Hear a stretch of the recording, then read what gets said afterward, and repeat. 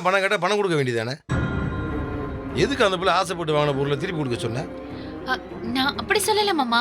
அந்த பிள்ளை வாங்குற பொருள் நல்லா இருக்கு, நல்லா இல்லை. அந்த பிள்ளை வாங்கின பொருள் வீணா போகுது போல. அதை பற்றி உனக்கு என்ன ஆக்குறேன்?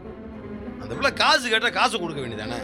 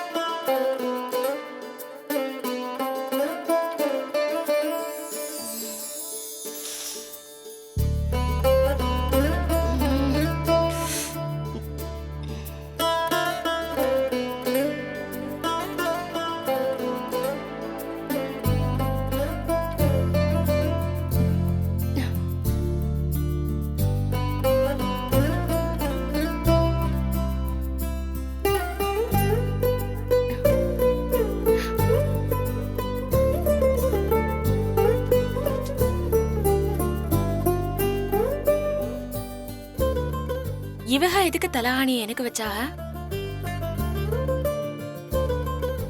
தலகாணி வச்சது கூட தெரியாம தூங்கிருக்கேன். இவகளை எப்படி புரிஞ்சுக்கிறதுனே தெரியல.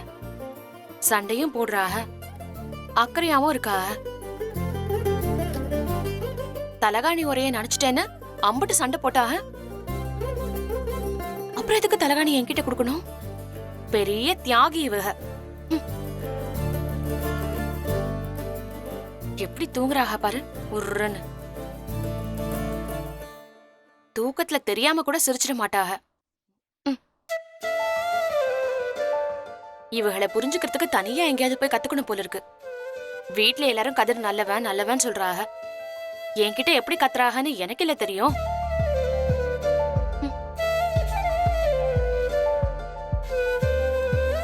இவக ஏன் தலகாணிய எனக்கு வச்சாகன்னு கேட்டா, நான் தான் புடிங்கி வச்சு தூங்குனேன்னு சொல்லுவாக.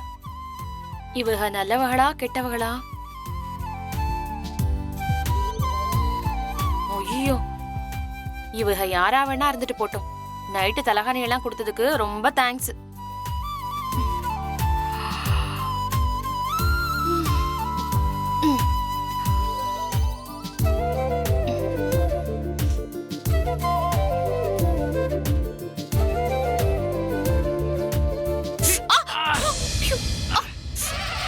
ஏய், சாரி சாரி. என்ன சாரி?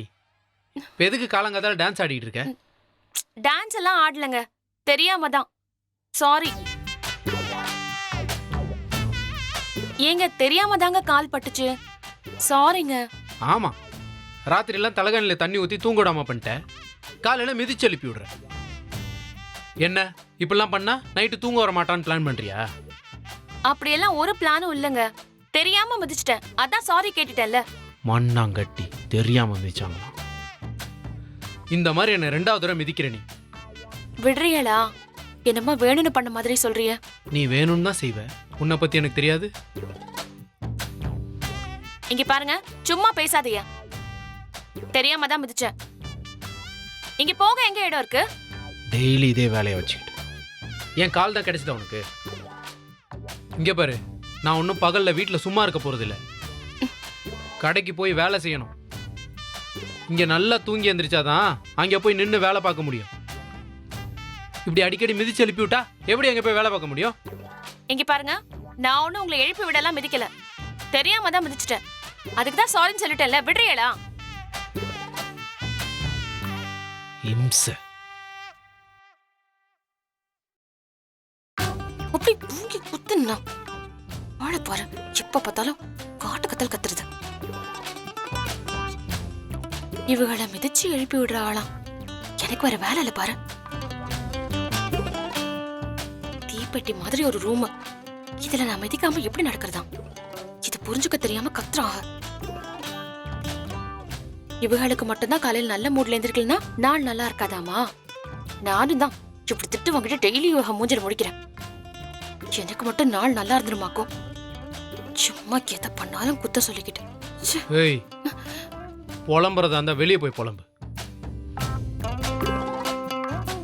இன்னும் அரை மணி நேரத்தில் நான் எந்திரிக்கணும். அமைதியாரு சொல்லிட்டேன். போயா.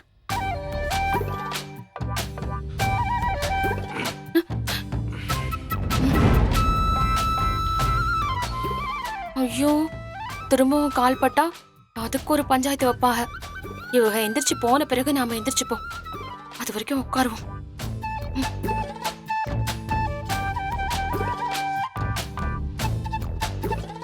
ச்சே, அப்படி பூட்டணும். டைம் வேற என்னாச்சுன்னு தெரியல. எம்பிட்டு நேரம் இப்படியே உட்கார்ந்து இருக்கிறது. அத்தி. ஏய். ஐயோ இல்லங்க, நான் வேணும்லாம் பண்ணல. எனக்கு நேரமே சரியில்லை.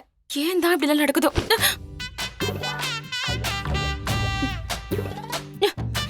ஏய், அங்க போய் ஏன் விழுத? இதால இது விழுந்துச்சு. ச்சே. ஏய் சத்தம் வந்துச்சு, தொங்க விட்டுருவேன் பார்த்துக்க. பெரிய இவ மிலிட்டரிக்கு ஆள் எடுக்கிறா. ரூல்ஸ் போடுறாளாம், ரூல்ஸ்.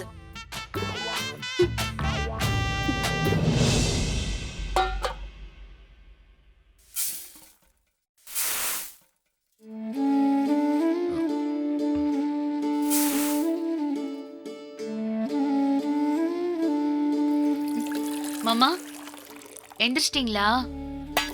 சரி, ஆ? நீ என்ன இவ்வளோ சீக்கிரம் எழுந்துச்சு வந்து பாத்திரத்தை ஊட்டிட்டு இருக்க? ஐயோ, பாத்திர சத்தம் கேட்டா எந்திரிச்சிங்க? அதெல்லாம் இல்லை தானே, ஊக்கம் போச்சு, சீக்கிரம் எழுந்திரிச்சு. மாமா ஆ? வெறும் வயிற்றுல தேங்காய் சாப்பிடாதீங்க, பூச்சி கடிக்கும். நீங்க தண்ணி குடிங்க, நான் டீ போட்டு தரேன். டீ எல்லாம் இருக்கட்டும் தானே. ஏன் தானே நேற்று ராத்திரி உன்னை நான் அவ்வளோ திட்டினேன். காலையில் கொஞ்ச நேரமாவது கோச்சிட்டு இருப்பேன்னு பார்த்தா ஒன்றுமே நடக்காத மாதிரி பேசுறியே தானே. நீங்க திட்டினதெல்லாம் நான் அப்பவே மறந்துட்டேன் மாமா. ஆமா, நீங்க இன்னும் அந்த ஞாபகம் வச்சுட்டு இருக்கீங்களா? மறந்துட்டியா? நான் தப்பு பண்ணதுக்காக தானே மாமா திட்டினீங்க. எப்படியோ உன்னை நான் திட்டினது எனக்கு ரொம்ப சங்கடமாக போச்சு தானே. அட ஏன் மாமா நீங்க விடுங்க மாமா. நானும் கொஞ்சம் பொறுமையாக உன்கிட்ட சொல்லியிருக்கலாம். எனக்கும் அப்ப அப்படிதான் தோணுச்சு. அப்புறம் நம்ம மாமா தானேன்னு அப்படியே விட்டுட்டேன். எனக்கு நம்ம தினம் தாண்டு பொறுமையாக சொல்ல தோணல பார்த்தியா. ஐயோ விடுங்களேன். நான் ஏன் கோவிச்சேன்ட்டு நீ கொஞ்சம் புரிஞ்சுக்கணும் தானே. நம்ம எல்லாருமே இந்த வீட்டில் இருக்க ஒற்றுமையத்தான் விரும்புகிறோம். ஒற்றுமையாக இருக்கன்ற பேரில் யாருமே பிடிக்காம மட்டும் இந்த வீட்டில் இருந்துடக்கூடாது தானே. எல்லாருமே பிடிச்சி சந்தோஷமாக விரும்பி சேர்ந்துருக்கணும் தானே. புரியுது மாமா. நானும் தம்பிகளும் ஒன்றா இருக்கணும்னு நினைக்கிறதும் நாங்கள் நினச்ச மாதிரி இருக்கிறதெல்லாம் பெரிய விஷயம் இல்லை தானே. ஆனால் நீங்கள் 3 பேரும் வெளியிலேருந்து வந்தவங்க. நீ என்னாண்டே தெரியல, இந்த குடும்பத்து பொண்ணு மாதிரி நீ அட்டகாசமாக அந்த குடும்பத்துக்கு பொருந்திக்கிட்ட. மற்ற 2 பொண்ணுகளையும் நம்ம அந்த மாதிரி நினைக்க முடியாதுல்ல. ஆமா மாமா. அது மட்டும் இல்லை தானே, அந்த பொண்ணு மீனா வேற வசதியான குடும்பத்துலேருந்து வந்த பிள்ளை. அவள் குடும்பத்தில் அந்த பிள்ளைக்கு செலவு கொடுத்த மாதிரியெல்லாம் நம்ம பணம் கொடுக்க முடியாது. அதே நேரத்தில் காசே நம்ம கையில் இல்லைன்ற அளவுக்கு அந்த பிள்ளையை வருத்தப்பட வச்சிடக்கூடாது தானே. புரியுது மாமா. நானும் அதே தான் யோசிச்சேன். எங்க வளையல்காரங்கிட்ட 10 ரூபாய்க்கு வாங்குறத கடத்தெருவுக்கு போறப்போ கூட 10 ரூபா கொடுத்து இன்னும் நல்லா வாங்கலாம், நிறைய வாங்கலாம்னு நினைச்சேன். இதை வாங்க வேண்டாங்கிற அர்த்தத்துல நான் சொல்லல. பாத்தியா, நீ இவ்வளோ நல்ல இடத்துல செஞ்சுருக்க. ஆனால் அது அந்த பிள்ளைக்கு புரிஞ்சிருக்காது. நம்ம ஒரு 10 ரூபாய்க்கு ஒரு பொருள் வாங்குறோம், அதுக்கு இப்படி கேள்வி வைக்கிறாங்களே அந்த பிள்ளைக்கு தோணியிருக்கும் தானே. நான் என்ன சொல்கிறேன்டா, இந்த மாதிரி நேரத்துலலாம் அவங்களுக்கு இஷ்டப்பட்டதை அவங்க வாங்கிக்கட்டுமே. அவங்க வாங்குற பொருள் சரியில்லைண்டா நல்ல பொருளை பார்த்து நம்ம அப்புறமா வாங்கி கொடுத்துருவோம். சரிங்க மாமா, இனி அப்படியே செஞ்சிடுறேன். ஏன் தானே நேற்று இதே மாதிரி பொறுமையாகத்தான் உன்ட்ட நான் பேசியிருக்கணும். என்னாண்டே தெரியல தானே, கோவத்தில் கொஞ்சம் படபடன்னு பேசிட்டேன். மனசில் எதுவும் வச்சுக்காத. என் மனசுல எதுவுமே இல்ல. ஆனா நீங்க தான் மனசுல வச்சுக்கிட்டே தெரியுறீங்க. மீனா எந்திரிச்சதும் அந்த வளையல்காரன் எங்க இருந்தாலும் தேடி கண்டுபிடிச்சு கூட்டிட்டு வந்து அவ கேட்டதை வாங்கி கொடுக்கறனா இல்லையான்னு பாருங்க. இந்த குடும்ப ஒற்றுமையாக இருக்கணும்னு முன்னாடி இருந்து நீ தானே ஆசைப்பட்டுட்டு இருக்க. இப்போ உனக்கு அந்த பொறுப்பு கூடி இருக்கு தானே. என்ன வேற வேற குணத்தோட வேற வேற சூழ்நிலையில் பிறந்த 2 பிள்ளைங்க நம்ம வீட்டுக்கு வந்திருக்கு தானே. அவங்க கிட்டையெல்லாம் இதை பற்றி பேசவோ புரிய வைக்கவோ என்னால் முடியாது தானே. அவங்கள பார்த்து அவங்கள புரிஞ்சுக்கன்னு சொல்லி உங்ககிட்ட தான் என்னால் கேட்க முடியும் தானே. மாமா அதெல்லாம் நான் பாத்துக்கிறேன். அதான் நீங்க கூடவே இருக்கீங்கல்ல. ம் பகலில் அவங்க 2 பேரும் கூடி அதிக நேரம் இருக்கிறது நீ தானே. மாமா ஒரு பிரச்சனையும் வராம நான் பாத்துக்கிறேன். ஏன் தானா உன்னை நான் ரொம்ப கஷ்டப்படுத்துறேனா? இல்ல மாமா. ஏன் மாமா, நமக்கு கல்யாணம் ஆன அன்னைக்கு நீங்க சொன்னீங்களே இந்த குடும்பத்தை உடையாம பாத்துக்க வேண்டியது உன் பொறுப்புன்னு. அதை நான் மறக்காம செய்வேன் மாமா. ரொம்ப சந்தோஷம் தானே. ஒரு விஷயம் தெரியுமா, பொண்டாட்டி ஒருத்தன் செலவு வச்சாண்டு ஒருத்தனை பற்றி நான் பேப்பரில் படித்தப்ப அவன் ஒரு லூசு பையன் நினச்சி திட்டினேன் தானே. ஆனால் உன்ன மாதிரி ஒரு பொண்டாட்டி இருந்தா கண்டிப்பாக செலவு வைக்கலாம், தப்பே கிடையாது. அப்படின்னா எங்க வைக்க போறீங்க மாமா? வீட்டு முன்னாடியா இல்ல கடை முன்னாடியா? பாரா, கடை முன்னாடியாவா? காரைக்குடி ஜங்ஷன்ல வைக்கலாம்னு ஒரு ஐடியாவில் இருக்கேன். நல்ல அழகா கலர்ஃபுல்லா வைங்க மாமா. சும்மா செலன்னு சொல்லிட்டு கண்ணங்கரையிலாம் வச்சிடாதீங்க. பாரா, இவளுக்கு ஆசையா? அண்ணி மண்டியால காடி மாதிரி புள்ளிய சும்மா. குட் மார்னிங் டா. குட் மார்னிங் அண்ணி. ஏய் ஆமா, நீங்க கிச்சன்ல அண்ணி கூட என்ன பண்றீங்க? அது இருக்கட்டும்டா, நீ என்னடா முடிச்சுக்கிறேன் வந்திருக்கீவன்? எந்திரிச்சாலும் திட்டுறீங்க, எந்திரிக்காட்டியும் திட்டுறீங்க.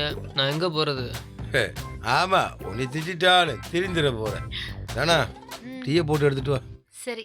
நல்லா அரை தூக்கத்துல எழுந்து வந்துருக்கீங்க. மாமா உனக்கு என்னடா பால் ஆத்துட்டுமா? ஐயோ வேணாம் அண்ணி, அண்ணன் தூங்க சொல்லிட்டாரு. நான் போய் கொஞ்ச நேரம் தூங்கிட்டு வரேன். Good night. அண்ணேங்கடா தூங்க சொன்னாரு. டேய் டேய், குட் நைட்டா? அப்புறம் எதுக்கு எந்திரிச்சு வந்தான்? அப்பா அண்ணா நான் கிளம்புறேண்ணே. டேய் இருடா ஒரு நிமிஷம். என்னண்ணே? டேய் இருடா ஒரு நிமிஷம். ஏய் என்னடா நீ கிளம்பிட்டியா? என்ன ஜீவா, அண்ணன் தான் வேலை கொடுத்தாருன்னு சொன்னேன். ஆனா இவரே இப்போ நீயும் கிளம்புறியான்னு கேக்குறாரு. இல்லைண்ணே, காலையில் கல்யாண ஆர்டருக்கு சரக்கு டெலிவரி பண்ண சொன்னீங்கல்ல?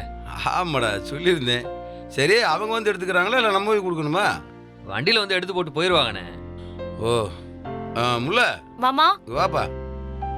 என்ன மாமா? தானா தானா. அண்ணே என்னண்ணே டைம் ஆகுது. அட போருடா. என்ன எல்லாம் அசம்பிள் ஆயிருக்கீங்க? இனி பஞ்சாயத்து? ம் உன்னை பற்றி தான் மாட்டினேன். ஐயோ, நான் ஒன்றும் பண்ணல. நீ ஒன்றும் பண்ணலையா? நீ தானடா எல்லாமே பண்ணியிருக்க. அவ மொழிய பாடுறா. தானா இப்ப வரியா இல்லையா? நீ இதோ வரேன் மாமா. கூப்பிட்டு அவளுக்கு காதலே விழுகாதாடா. வந்துட்டேன் மாமா. என்ன விஷயம்? அடுப்புல இருந்தேன் அதான். அடுப்புல இருந்தீங்களா? சுடல? ம், ஜோக்குன்னா முன்னாடியே சொல்லிடு, ஒன்றா சிரிப்போம். அண்ணா ரொம்ப அவமானப்படுத்துறீங்கண்ணே.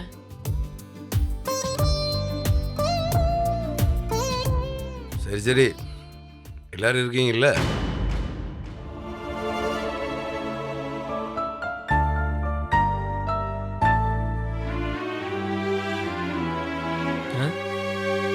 உங்களுக்கும் தெரியாதா? ஒன்றும் இல்லை, ஒரு முடிவு அவங்க எல்லாத்தையும் நிற்க வச்சு சொல்லிடலான்னு தான் அவங்க எல்லாத்தையுமே வர சொன்னேன். இத்தனை நாள் வீட்டில் தம்பியை கல்யாணம் ஆகாமல் இருந்தாங்க. அதனால் அவங்களுக்கிட்ட தனியாக செலவு இருக்குமேண்டே நாங்கள் யாருமே யோசிச்சது கிடையாது. இருந்தாலும் ஆளுக்கு ஒரு சம்பளமாக எடுத்துக்கங்கடான்னு நம்ம நாள் சொல்லியிருக்கேன். இவங்க 2 பேரும் என்கிட்ட கேட்கவே இல்லை. என்கிட்ட நீங்க சம்பளம் எடுத்துக்கிறத பத்தி சொல்லவே இல்லையே. சொன்ன உடனே எடுத்திருப்ப. அதான். டேய் உத வாங்க போற பேசாம இருக்க மாட்டேடா நீயே? Okay, you continue. இது நாள் வரைக்கும் இந்த வீட்டோட வரவு செலவுலாம் எப்படி நடந்துச்சு நீங்கள் எல்லாருமே தெரிஞ்சுக்கணும்ல. இப்போ எதுக்குண்ணே இதெல்லாம் சொல்லிட்டு இருக்கீங்க? டேய், ஒரு குடும்பத்தில் பண வரவு செலவுலாம் வெளிப்படையாக இருக்கணும்டா. இங்கே பாருங்க, கொஞ்ச நேரம் யாரும் குறுக்க பேசாமல் என்னை கொஞ்சம் பேச விடுறீங்களா? கடையில் டெய்லி வர பணத்தெல்லாம் வீட்டுக்கு எடுத்துக்கு வந்து செலவு பண்ண முடியாது. வர்ற பணத்தில் 3/4 வயசு திரும்ப கடையில் ரொட்டேஷன் பண்ணிட்டு ஆகணும். நம்ம ஹோல்சேலில் மொத்தமாக நம்ம கடையில் வாங்கி விற்கிறவங்க தானே. விற்கிறதுல வர்ற பணத்தில் வாங்கினவங்களுக்கும் கொடுத்தானே ஆகணும். அதுபோக லாபம்னு வந்த பணத்தெல்லாம் வீட்டுக்கு கொண்டு வந்து யார் வேணாலும் எடுத்துக்கலாம்னு தானே சொல்லிட்டு இருந்தேன். இத்தனை நாள் இது இப்படி தான் போயிட்டு இருந்துச்சு. எனக்கு என்னமோ இனிமேல் அது சரியாக வரும்னு எனக்கு தோணலை. அதனால் இன்னையிலேருந்து கதிரும் ஜீவாவும் ஆளுக்கு ஒரு சம்பளமாக கடையில் எடுத்துக்கலாம். எங்களுக்கு எதுக்குண்ணே அந்த பணம்? அவரே பணம் எடுத்துக்கோங்கிறாரு, இவன் எங்களுக்கு எதுக்கு பணம்ங்கிறான்? என்னண்ணே திடீர்னு? டேய், சும்மாதான்டா. உங்களுக்குன்னு ஏதாவது செலவு வரும்ல, அதுக்கு வச்சுக்கோங்கடா. சாப்பாடு ட்ரெஸ்ஸுக்கெலாம் நாங்கள் அதுலேருந்து தான் செலவு பண்ணணுமா? என்னடா நீ உன்கிட்ட அப்படியா சொன்னேன்? சாப்பாடு ட்ரெஸ்ஸு இன்னும் உங்களுக்கு வேறு என்னென்ன வேணுமோ அதெல்லாம் உங்களுக்கு எப்பயும் போல உங்களுக்கு கிடைக்கும்டா. இனிமேல் தயவு செய்து இப்படி பேசாதடா. சாப்பாடு ட்ரெஸ்ஸை தவிர வேறு என்னென்ன எங்களுக்கு செலவு இருக்குது? அதையும் நீங்களே பண்ணிட்டா அப்புறம் தனியாக எங்களுக்கு எதுக்கு காசு? அதானே, பெட்ரோல் பங்க்ல பெட்ரோல் போடுறதுக்கு தனியாக கணக்கு இருக்கு, ஃபோன் ரீசார்ஜ் பண்ணுறதுக்கு கடையில் கணக்கு இருக்கு. வேற என்னென்ன வேணும் எங்களுக்கு? டேய், இப்போ நீங்கள் முன்னாடி மாதிரி இல்லைடா. இப்போதான் ஒரு 2 பேருக்கு கல்யாணம் ஆயிடுச்சுல. உங்களை நம்பி ஒரு பிள்ளை இருக்குடா. அந்த பிள்ளைகளுக்கு ஏதாவது ஒன்று வாங்கி கொடுக்கணும்னு உங்களுக்கு தோணும்ல. அந்த பிள்ளைகளுக்கு ஏதாவது ஒன்று வாங்கணும்னு தோணும். அது காசு வேணும்ல. அந்த பிள்ளைய உங்கள்கிட்ட தான்டா கேட்கும்.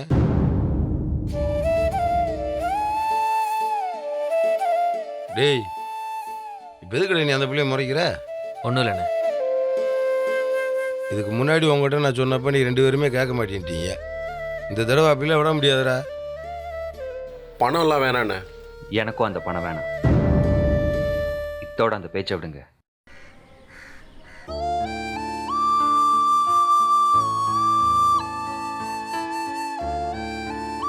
மீனா, பீரோல நம்ம ரேஷன் கார்டு இருக்கு, எடுத்துக்கு வா. ம், போய் எடுத்துக்கோங்க.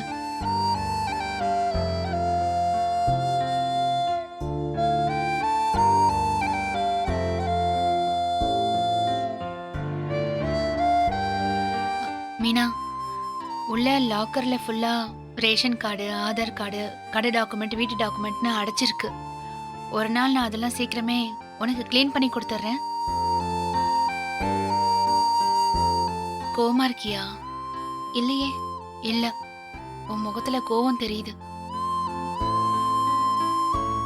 என்ன ஜீவா, போனோனே வந்துட்ட? செக் புக் மறந்துட்டேன், நீ அதான் எடுத்துட்டு போக வந்தேன். ம்.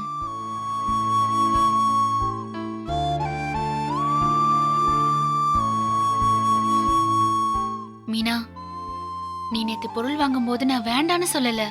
அப்படிதான் சொன்னீங்க. இல்ல, அப்படிதான் சொன்னேன். ஆனா நான் என்ன அர்த்தத்துல சொன்னேன்னா, போன வாரம் நான் கடைக்கு போனப்போ உனக்கு என்ன பொருள் வேணும்னு கேட்டேன்ல. நீ அன்னைக்கு காஸ்மெட்டிக்ஸ் எல்லாம் நான் காரைக்குடியில தான் வாங்குவேன் அப்படின்னு சொன்னீங்க, ஞாபகம் இருக்கா?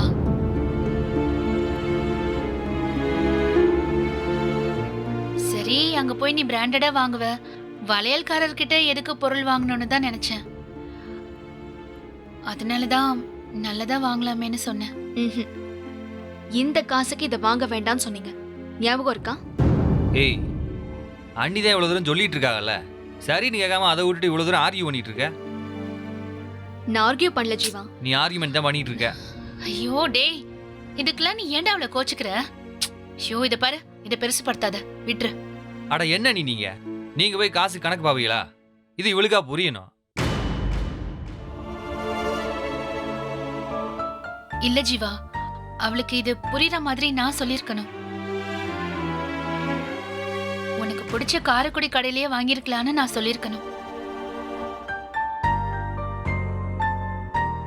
நான் வாங்க போறது சாதாரண சேஃப்டி பின்னு, ஹேர் பின்னு, வளையல கொஞ்சம் பேண்டு. இதுல என்னங்க பிராண்ட் இருக்கு? நான் அதெல்லாம் யோசிக்கல. நீ சொல்றது சரிதான் மீனா. நீ காசு கேட்ட நான் கொடுத்துருக்கணும். மாமா கூட என்ன திட்டினாரு. அப்பதான் எனக்கே புரிஞ்சுது. இந்த ஒன்றும் இல்லாத விஷயத்துக்கு அண்ணன் உங்களை திட்டினாரா? ஒண்ணும் இல்லாத விஷயம் இல்லைங்கிறது மாமா பேசினதுக்கு அப்புறம் தாண்டா எனக்கே புரிஞ்சுது. அண்ணன் காலையில பணத்தை பத்தி பேசும்போதே நினைச்சேன் இதுக்காகத்தான் சொல்றாருன்னு.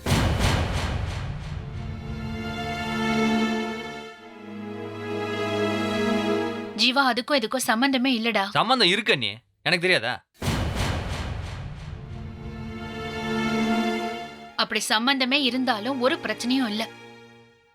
நீ கிளம்புடா. நான் மீனை கிட்ட தானே பேசிட்டு இருக்கேன். நீ போ. நான் அப்படி செஞ்சது தப்புதான். இனி அப்படிலாம் செய்ய மாட்டேன், சொல்ல மாட்டேன். இந்த தடவை என்ன மன்னிச்சிடு, சரியா?